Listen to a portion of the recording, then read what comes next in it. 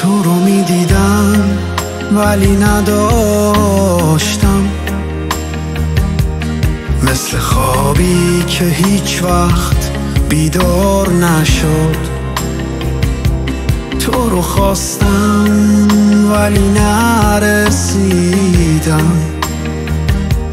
یه ستاره که به دستم نرسید افتاد.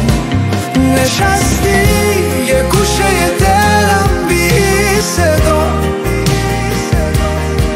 نمیری حتی اگه نباشی اینجا.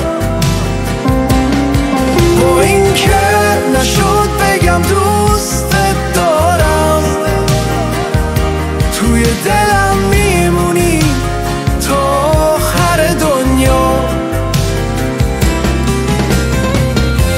روزامون مثل عکسای تار شدن،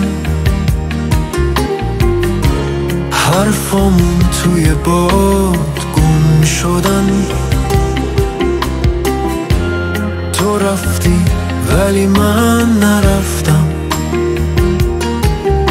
با فکرت توی خیابونا ور میرم. نشستی یه گوشه دلم بی صدا، نمیری حتی اگه نباشی اینجا.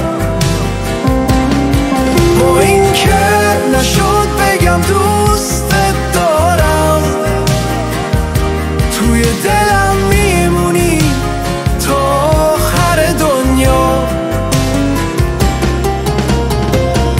تو نشدی برای من ولی شدی همه چی، یه اسم ساده که بوی درد میده.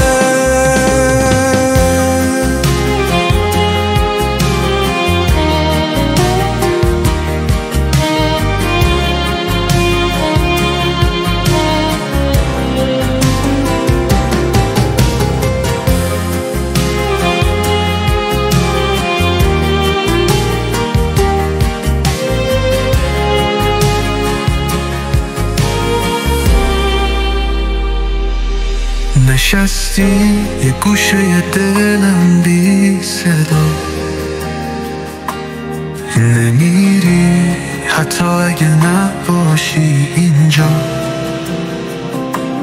با این که نشد بگم دوستت دارم، توی دلم میمونی تا آخر دنیا.